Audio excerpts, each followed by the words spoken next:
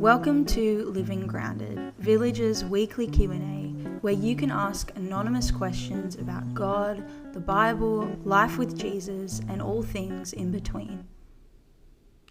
Hello, welcome to Living Grounded. I'm Ella. Today you'll notice things look a bit different today. I'm here with Rosie and Ryan and Adam. These guys are part of our leadership team at Village. But this week we're celebrating Village Church turning 3. And so, we thought it would be fun to reflect on the past 3 years at Village, how we've seen God at work, and how we've been encouraged and grown by that. I'll give a quick recap of our history at Village. Village Church started in 2021, and we launched online during lockdown late August that year. Adam and Tim were filming in Tim's granny flat in Osty. And then we had our first in-person gathering in early November, so 3 months later. Were you doing that for like 12 weeks in Tim's granny flat? Yeah. Just crazy. Looking into a camera like this, I guess. Yeah. And we'd get people zooming in to do the Bible reading. Yeah, Ray did one, like, whilst eating a mandarin. Yeah. Reading me too. I do remember that. We didn't really prep him much beforehand. We started with, we had a launch team of about 16 people, and we'd been meeting together each month in the lead up to the launch, praying, brainstorming, planning. I remember us planning and brainstorming what our values would be and our slogan, grounded in Christ, living in community. Rosie, can you list all 12 of our values to us?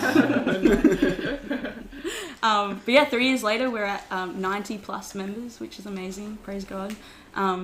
We thought it would be nice to reflect together. So I'll open it to you guys. It's been like an interesting ride because, keen to plan a church when we started, keen to be part of the team, hopefully be able to do some ministry full time in it. But then there's the sort of background noise of people often say, why would you plant a church around here? Or why would you plant a church at all? Aren't there already enough churches? So you sort of go into that with a bit of a hesitation of is this going to work? Yeah. Are we going to actually reach people that need reaching? Or can the existing churches do the job well enough? And so then 3 years later, seeing that actually, no, we have reached people. And we haven't just...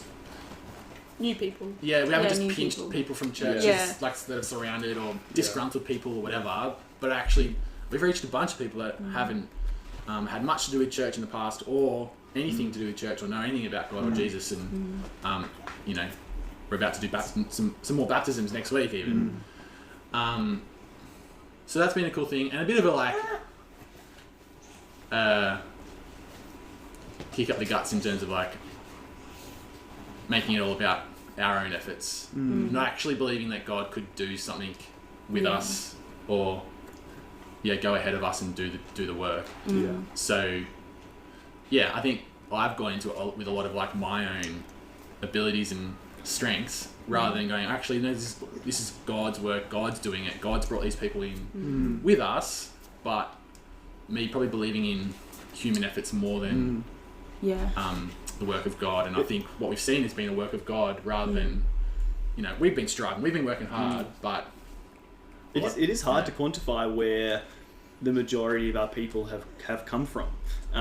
While we always want to be finding better strategies to get our name out there, to invite more people, it is hard to ignore the fact that God has just sent people to us.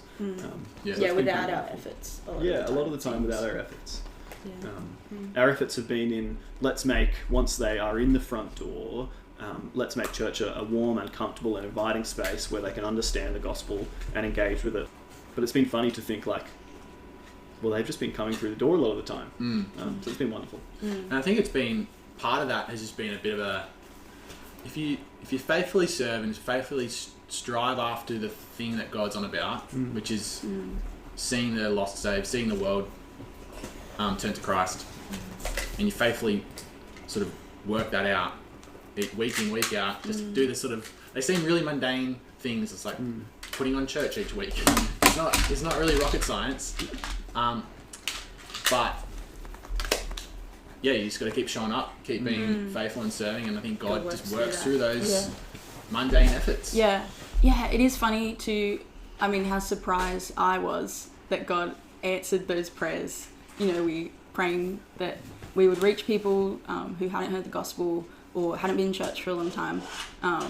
But when he actually does it, you're like, oh my gosh, I didn't really expect him to do it. Which is confronting. Yeah, that's the line we heard when we went to Reach Australia conference, wasn't it? We all believe that God can do it. Of course, he can do anything. But we often don't think he will. I thought that was really powerful. That was like, that's exactly what we do. That you, Rosie? I think one of my sharp reflections on the last 3 years has been the beautiful, powerful work of the local church. In particular, in the way in which it brings together a whole lot of separate individuals, separate families, and intertwines each of us together in each other's lives to support one another in the ups and downs, the church being the church. And I think that's been just really beautiful to see and receive and be a part of, and a group of people united by Christ who have really gone through the seasons of life together. And there's many joys that I've had over the last year that I wouldn't have had if it weren't for my church to be there for me and to relieve pressures or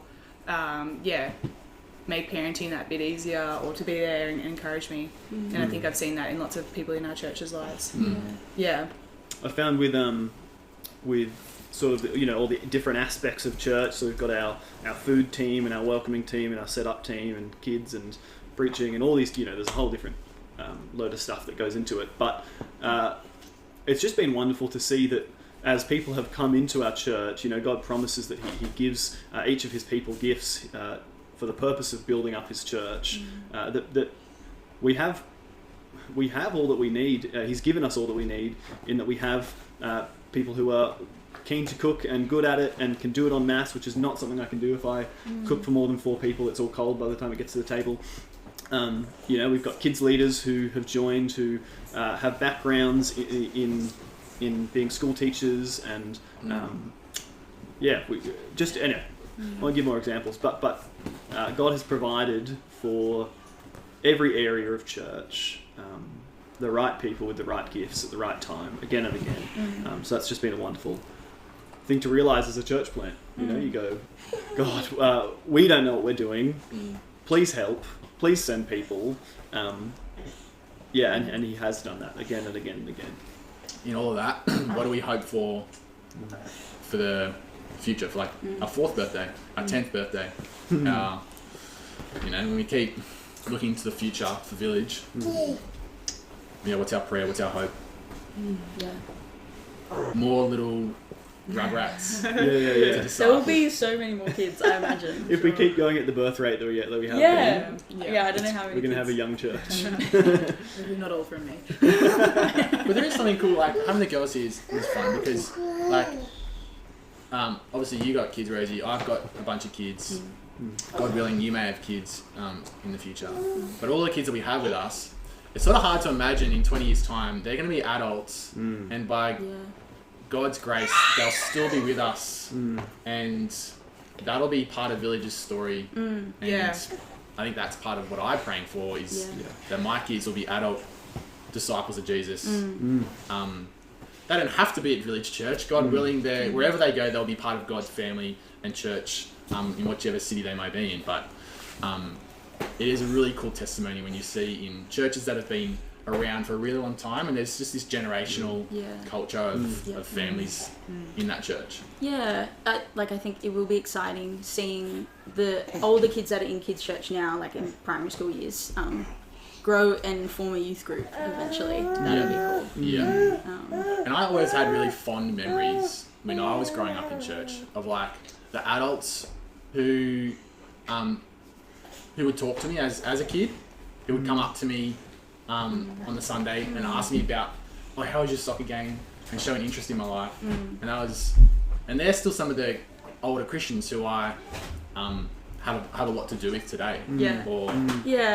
I still enjoy having a good conversation with Yeah. you, talking about life and faith and stuff. Yeah, they end up sort of being your mentors or Yeah, spiritual fathers and parent figures. totally. Yeah. Yeah, I've got a friend who, when I was a kid and not a Christian but in church, who was probably 6 or 7 or 8 years older than me, who took me under his wing and poured a lot of energy into me. Not that I reciprocated much at the time, but we're actually good friends now, and I like to think that it's been an encouragement for him to see. Oh, I couldn't see the fruits of what I was doing in Ryan now, like back then. Yeah. But God actually allowed me to see it, that it wasn't all in vain. And I hope the same for a bunch of the kids that we see at Village. Yeah. You know, I was saying this at team meeting, at Kids Church team meeting. Kids Church is a ministry where we often don't see in front of us the full fruits of the work that we do. Yeah. We will see that in heaven. But yeah, I suppose our Kids Church prayer, funny you said that before, is that we're going to see these kids who are so very young now one day be 20, 25, 30-year-olds who have grown up, who have chosen Jesus, and they love and know him so much that they've chosen him over anything else the world has offered them. So we hope to see that one day.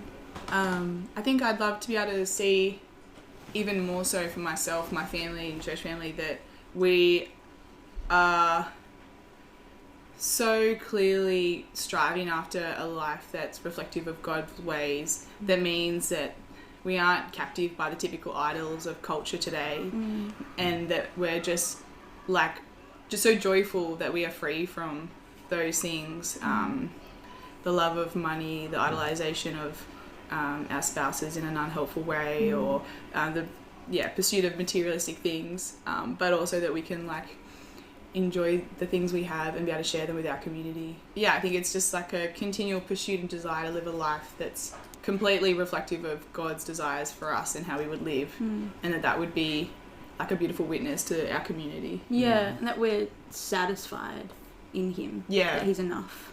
Yeah.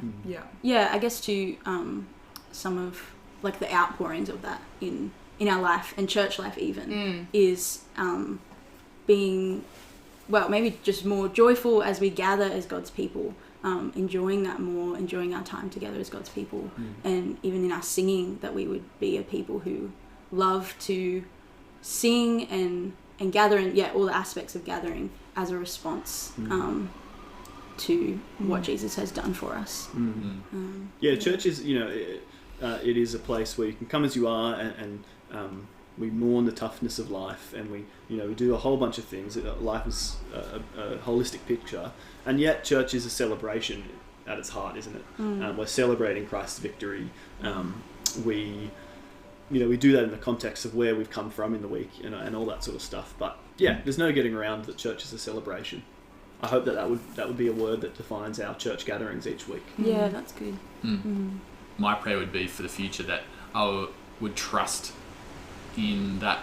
trust God in that more, that he is working through us and that he will work through us, that we are reaching people because God is working through us, that there needs being filled because God is bringing the people that we need for the time that we're in, for the the years to come. Because I'm fairly I'll do the work, but I often trust in my own work more than what I think God will do or is going to do. So I think I need to do the work, but then just for the future to trust that it's all in God's hands and he will bring exactly what we need. It is one of my favourite things to remember, that God is so much more invested in all this than we could ever be. And therefore, if you think you're invested, you're going to do the work and it'll get done. He is so much more invested, and that's why it'll get done. Well, let's finish up there.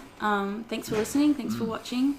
If you're watching and maybe you have been a part of Village for a while, or just this year even, encourage you guys to have some of your own reflections on the past 3 years or however long you've been with us. We'll see you this Sunday as we celebrate our 3rd birthday, and we celebrate a few people giving their lives to Jesus, getting baptized. Great. See you then. Bye. See ya.